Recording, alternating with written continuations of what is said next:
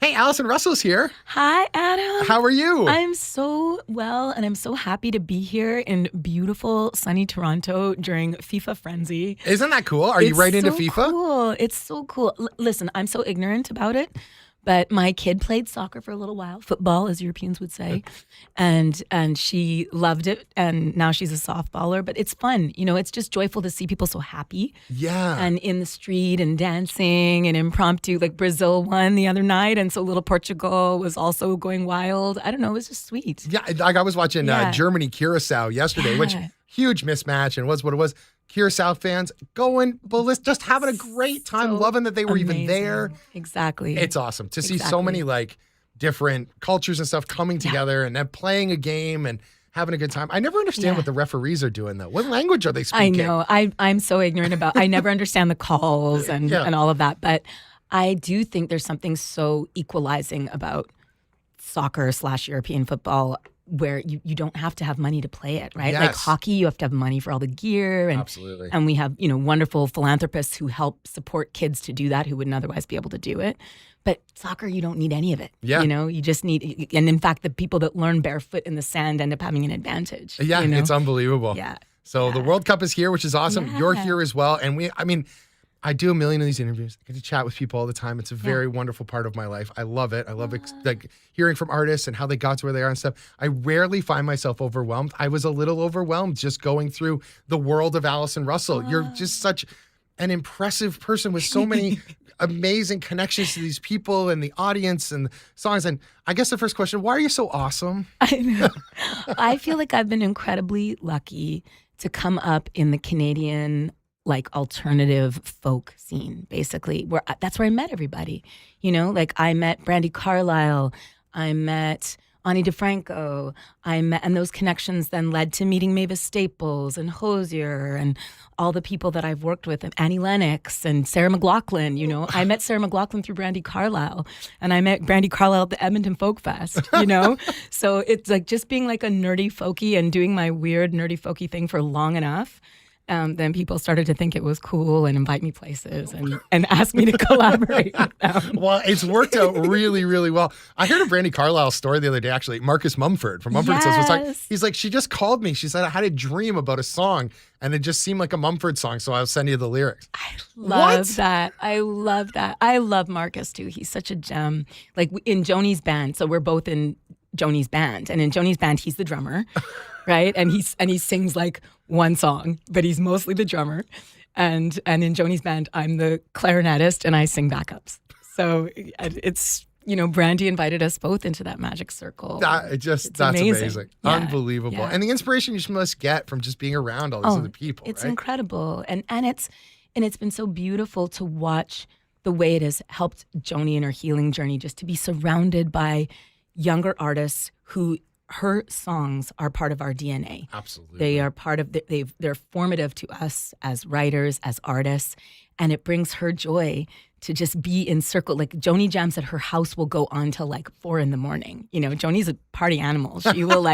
She will keep going, and she'll point at you and be like, sing one of your songs, and it's the most terrifying thing ever to have to sing one of your songs in front of like Joni and Annie Lennox and Wendy and Lisa and whoever else is hanging out there. It's like it's terrifying. So how long does it take you in your own journey to feel like you're part of that, like you belong there? Like, do you face imposter syndrome at all? Do you deal with that? Like, how is it? It's welcoming, I'm sure, but you have your own brain you got to deal with. Right? Absolutely. No, I mean, it's totally surreal. But when, Joni, for whatever reason, really likes my clarinet playing, I think because I'm an idiosyncratic player that learned by ear. And she is an idiosyncratic player who learned by ear. She calls her chord explorations and her tuning explorations chords of inquiry. And I really relate to that. Not that I'm not comparing myself qualitatively to Joni, but that ethos, of exploring and just seeing where your ears lead and where the muse leads you. Like Joni will often say, more muse, less ick. Like follow the muse, forget about following a trend, forget about chasing a hit. Really go deep, dig deep and follow the muse and see what happens, and don't be afraid to try something that doesn't work, And so that is sort of liberatory, and meeting someone that we all revere the way we do Joni, and realize that that's what she's doing, and that's what she was always doing, is sort of liberatory. So yes, at first, definitely. Like the first time at the Gorge in 2023, we did our first Joni Jam publicly in 22 at Newport Fest. That was the big surprise. The Roots had played. There was going to be a surprise guest, and it was Joni Mitchell and the Joni Jam. And it was like the whole internet, like the world seemed to like cry and laugh together for about 5 days after that online. And we all felt that way being present. She had the best time and wanted to do another show. So Brandy asked her, if you could play anywhere, where do you want to play? And she wanted to do the Gorge. She hadn't been to the Gorge, which famously hosted Lilith Fair as well, the first like one to really sell out and go wild and make it the movement that it became for Sarah McLachlan and everybody involved. She wanted to go to the Gorge because the last time she had been there was with Bob Dylan, as you do, and Van Morrison. And she wanted to go and like headline it herself. And so Brandy said, sure, we'll do that. Puts the show on sale. It sells out in 10 minutes. Joni's Gorge show, 22,000 tickets sold, 10 minutes. And we all get to be part of it. Brandy kind of turned it into a festival, like a whole weekend with the Highwaymen and special secret guests, Sarah McLachlan and Annie Lennox. Nobody knew. None of us knew on stage. Oh, that's super cool. We get to rehearsal because we always rehearse before Joni comes because we want it to sound great when she gets there. So she's not stressed and it just all flows. And at Joni Jam, often on stage, there'll be like her nurse's aide or her physiotherapist or her occupational therapist, people in her community. We make it look like her living room, So Joni's in a big golden armchair kind of throne and Brandy's next to her and there's love seats and couches all around and paintings and knickknacks from her home to make her comfortable. So awesome. We get to rehearsal. I'm sitting down. Brandy's like, sit on this love seat between me and Joni. I'm sort of behind and between them. She's like, I'm going to have Annie and Sarah come sit with you. And I'm like, cool. I figure it's Joni's nurse's aides. Sure. Great. That's because they'll be close when she needs them. And I'm putting together my little clarinet and I look up and it's Sarah McLachlan and Annie Lennox strolling up. It was like, I just froze. That was the moment where I was like, and Brandy had this twinkle in her eye looking at me and she knew, she knew. And now I've worked with Annie. We've recorded together. I'm working with Sarah. I'm on this amazing Better Broken tour with her. So I feel so lucky. And it's all because of other artists opening the door. In this case, Brandy. That needs to be the next. We need to do like a Joni Mitchell like Last Waltz, her own version of. She was on the first one, have her own one. That's what we need to do. But it's like not the last one because she's having so much fun. That's just it though, right? There's so much waltz left, but at some point. Exactly. Let's talk about your third album. It's on the way, July 10th, In the Hour of Chaos. Yes. How did we get here? How did we know we had the songs? We were ready that it was a cohesive album. Like how do you feel? The songs were really growing even from the time of The Returner. There were some songs that began, that the seeds of them grew out of that Returner album. And then I ended up doing my Broadway debut at Hadestown. And then I ended up doing 24 dates on the Hozier Unreal Unearthed tour. And then I wound up going back to Broadway. And so all of these songs kind of gestated and grew over a longer time period than I usually allow myself. Like Outside Child, we recorded in 4 days. The Returner we recorded in 6 days. In the Hour of Chaos was recorded in bits and pieces on tour, essentially, and between Broadway runs. And I really think of it now as like the mixtape to a musical that has yet to be written. Okay. And I was feeling this real need to be in community. Like you talk about how do we feel a sense of belonging? It's being in community in real life with people. And so often we were just talking about this, Brandon and Laura and I were just talking about this, looking at your beautiful Indie88 wall of all the artists that have been here who've signed it. Yeah. And writing messages to each other, because so often we're isolated on the road, right? When we're in a normal album tour cycle, you see, if you're lucky, the opener, or if you're the opener, the headliner, maybe you get to go to a festival and that's like band camp. Yeah. Or one of the award shows, like the Junos to me is like band camp. It's so you get to see all your friends that you don't normally see and you all get to hang out together and it's so memorable because often we're in our own kind of separate voyages, know? And so to get to come together means so much. And obviously I've been living in the US in this time of rising fascism, in this time of recidivism, reactionary backsliding. And I've been feeling this need to be in community more, like that's how I build a sense of safety and belonging is to reground in community. And so this record has ended up being really almost like a series of conversations, with artists that I love, not just as extraordinary writers and singers and musicians, but as people and as part of my greater kind of Rainbow Coalition community. So we've got, extraordinary folks on there, from Nora Jones to Kara Jackson, who just is on a triumphant tour right now with Gorillaz. Yeah. All over the world. I'm so proud of her. She opened for us and now she's on the road with the Gorillaz. And, Joy Oladokun, who's now my label mate at Concord and who is one of the most extraordinary voices and writers of our times, in my opinion, and we've worked together on sort of harm reduction initiatives in the U.S. We both live and work in Nashville.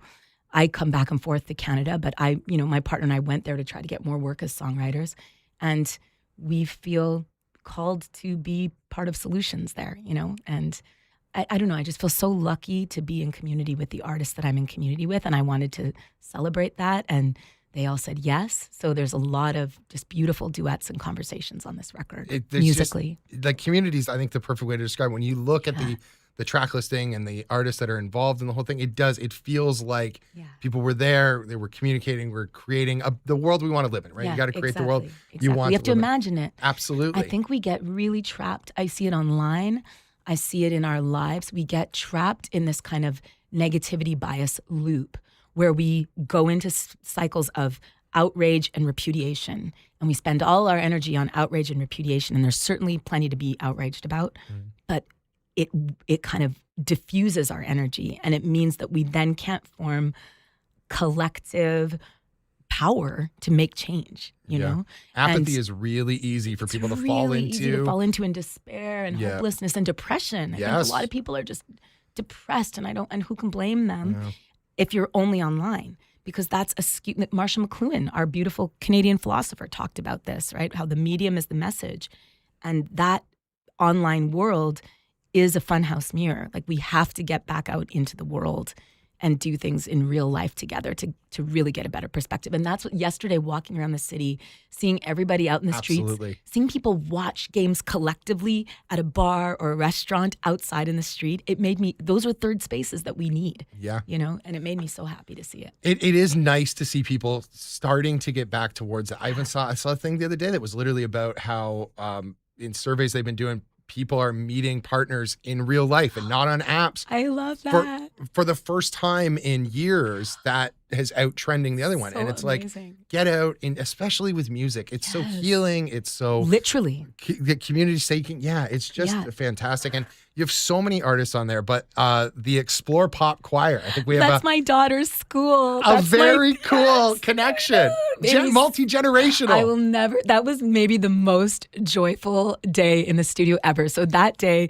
Brittany Spencer, Kara Jackson, Denisha, Cassius Culpepper, Autumn Nicholas, our rescue dog Millie, and then my daughter and her entire choir pulled up, the Explore Community School Pop Choir pulled up in a big yellow school bus to Sound Emporium in Nashville, which is a storied, historic studio. It was Cowboy Jack Clement's place originally. Okay, all right. And you can look, there's logged books, like ancient tomes, and you can open it and you can see that in 1978, Willie Nelson and Roseanne Cash, and I don't know who else, we're all together doing a session there, and you can see it in like longhand. It's amazing. And now it's one of the few studios in the world run by a woman, and certainly few studios in Nashville, Juanita Copeland, who's amazing. And the Alabama Shakes recorded Sound and Color there, so it has new iconography attached to it as well. Yeah. And my daughter and all her friends are huge Alabama Shakes fans. So they walked in and they see the gold album on the wall, and they're like, oh, this is so cool. And we had the best time. Studio A there is gorgeous. It's huge. Bahamas did some recordings there during lockdown. Some of those videos that he did that are so beautiful. That's in there. Okay. That is Studio A at Sound Emporium. And I remember seeing that, him and Christine Bougine being like, oh, it's so bad. I wish I had His new been record's there. great too. He's amazing. Yeah. He's just brilliant. And going back to Brittany Howard, I saw her at Oceaga a couple years ago. Isn't she mind-blowing? Blew my mind. I'm madly, platonically, musically in love with her. And she's very happily affianced to a beautiful woman. I'm not trying to start scandal. But even still. But I'm madly, platonically in love with her. I just adore her. Yes. But so they roll up in the school bus and they're ready to make their own gold 30 record. babies like tumble out. You know, I will not hear a word of, you know, there are some of our older generation who fall into the what's wrong with the youth these days thing, right? And it's just that we need more intergenerational cross-pollination. Yes. And I think about that with some of our elders who are more isolated and who are so much more susceptible to like believing AI disinformation. I'm like, we need to pair them with middle schoolers. Yeah. And those middle schoolers will teach them. My daughter knows instantly. She's like, AI slop, uninterested. We have the resources on both ends. They know these little, like, she's alpha generation, you know, all the babies born after 2012 are alpha generation and beta generation, some of them. And she and her friends are so into being in real life together. Like they play Dungeons and Dragons. It's probably because of Stranger Things. Yeah, all right. You know why they also love Kate Bush, you know? Okay. but you know, they are in real life. She just became a dungeon master and she's so proud. That's awesome. You know, and like just got allowed to like walk down to the cafe that has like tween night, you know, to do that with her friends. Oh my gosh. It was joy, pure joy. And everybody felt it in the whole studio. And they were so serious. And shout out to our extraordinary music educators, Ms. Frank, our amazing choir director from the Explore Community Pop School Choir. It was amazing to watch her work with those kids. And how they were so pro. They were more pro than a lot of grown-ups I've been in the studio with. Yeah, we're teaching them right. And that's what we're talking about. That's what it's all about. Amazing. Oh my God, Allison, I appreciate your time so much. In the Hour of Chaos comes out on July the 10th. We'll see you at the legendary Massey Hall in October as well. With Elisa P. and I. It's going to be an incredible show. And the tour continues with Sarah McLachlan. I'm so it's excited. all happening. It's all happening. Thank you so much for your time. Thank you for having me. Anytime. You come back whenever you want. Thank you. All right, here is a solo version of No Springtime. So you just have to imagine Joy Oladeklun and Julie Williams' gorgeous harmonies. 3 in the meadow and 2 by the lake. How many songbirds will it take to tell me so I still don't get it wrong? What's gone is gone, is gone, is gone.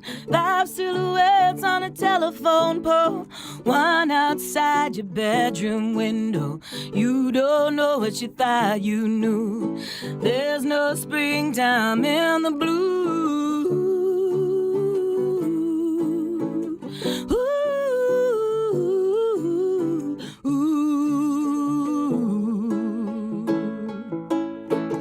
I see you going back there again to the moment where it all went wrong.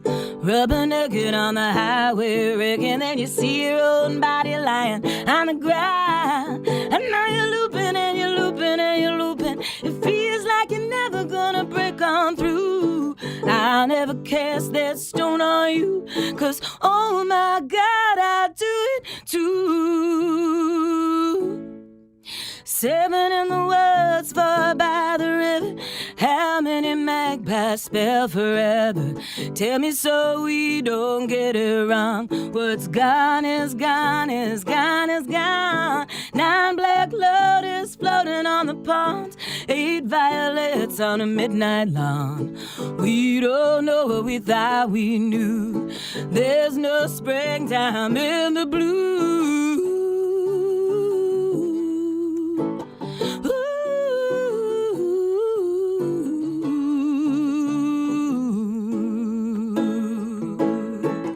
I see you going back there again to the moment where it all went wrong.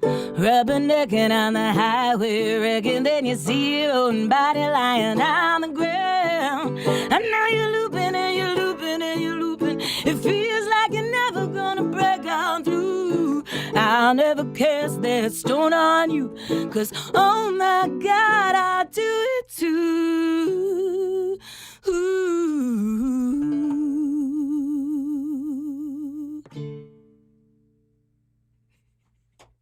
Beautiful. Oh, my God, it was